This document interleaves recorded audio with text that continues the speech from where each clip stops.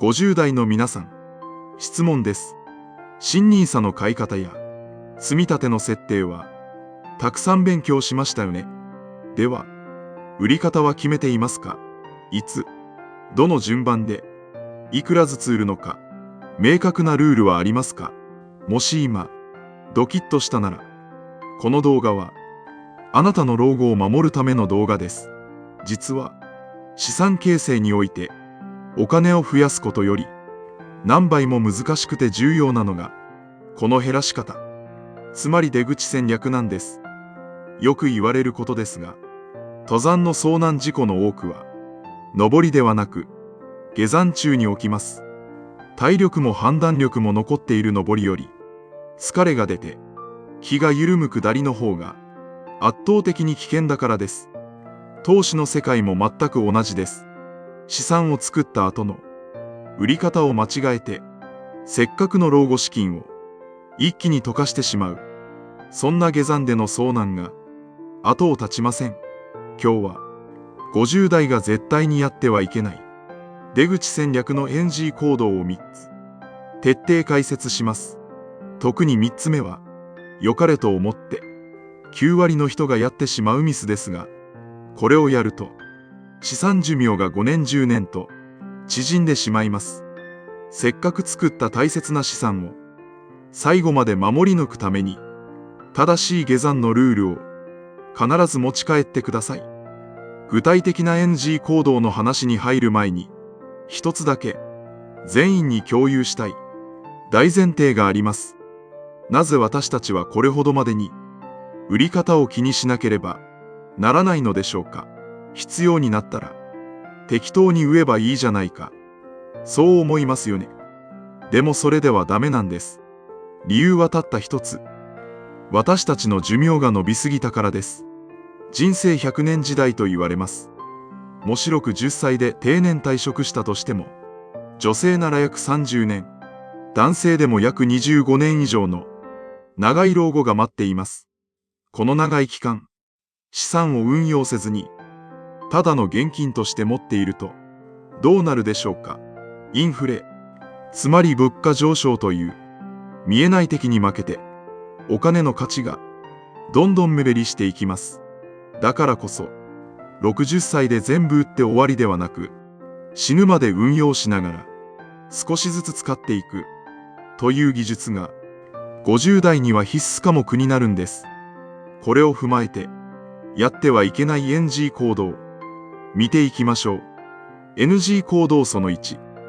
定年退職と同時に一括売却。退職金も入ったし、NISAもiDeCoも一旦全部売って、現金にして安心したい。相場の変動にハラハラするのは、もう疲れたよ。その気持ち、痛いほどわかります。長年のプレッシャーから解放されて、通帳の数字を確定させたいですよね。でも、はっきり言います。これは安心ではなく、慢心であり油断です。先ほども言った通り、60歳で全額現金化してしまうと、その後のインフレリスクに対して、完全に無防備になります。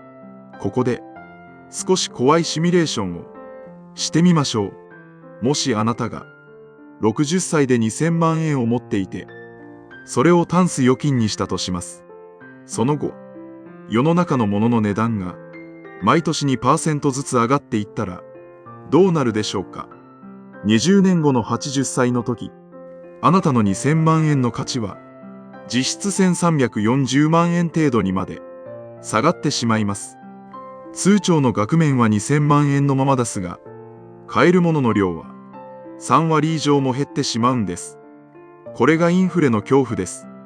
でも新NISAは売っても、翌年に枠が復活するから、また買えばいいんじゃない。そう思う方もいるかもしれません。確かに、新NISAの制度上、売却した翌年に、母価群の枠は復活します。しかし、ここで失うものが大きすぎます。それは、時間と複利な効果です。一度現金化して、また投資し直そうとしても、年齢を重ねた後では、リスク許容度も下がっていますし、何より、長く運用して雪だるまを大きくする、という複利のパワーが中断されてしまいます。枠は戻ってきますが、失った時間は二度と戻りません。定年だから一括売却。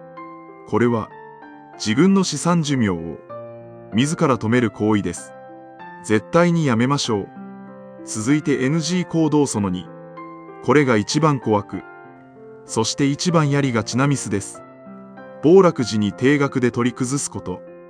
老後の生活費として年金の足しに毎月10万円ずつ引き出そうと計画している方、多いと思います。これを定額取り崩しと言います。毎月決まった額が入ってくるので、家計管理は楽ですよね。相場が右肩上がりの時は、これでも問題ありません。しかし、暴落が来た時、この定額は、あなたの資産を食いつぶす悪魔に変わります。どういうことか、説明します。例えば、あなたが持っている投資信託の基準価格が、大暴落で半分になったとします。その状態で、いつも通り10万円を引き出そうとすると、どうなるでしょうか。そうです。いつもの2倍の口数を売らなければなりません。基準価格が下がっているのに、無理やり同じ金額を作ろうとするため、保有している口数をごっそりと削り取ってしまうんです。これは投資の鉄則である。安く買って高く売るの真逆。安値で叩き売るという行為を毎月強制的にやらされているのと同じです。これを繰り返すと、相場が回復する頃には、あなたの資産はスカスカになっています。これを専門用語で収益率の順序リスクと呼びます。資産を取り崩す段階に入ったら、暴落時こそ売る量を減らさなければいけません。毎月定額という固定観念は、暴落時には命取りになります。これだけは覚えておいてください。そして最後の NG 行動その3。これが最も多くの人が勘違いしている税金の罠です。NISA 口座から先に売ってしまうこと。お金が必要になったとき、あなたはどちらの口座から売りますか？ A、税金がかかる特定口座。B、税金がかからない NISA 口座。多くの人が、NISA は非課税でお得だから、こっちから先に使おう。特定口座は売ると税金引かれるから、もったいない。と考えて、B の NISA 口座から売ってしまいます。しかし、資産寿命を最大化したいなら、正解は逆です。特定口座から先に使い切り、NISA 口座は最後まで残すべきです。なぜでしょうか。NISA 口座というのは、国が私たちにくれた利益に対して税金がかからないという最強のシェルターです。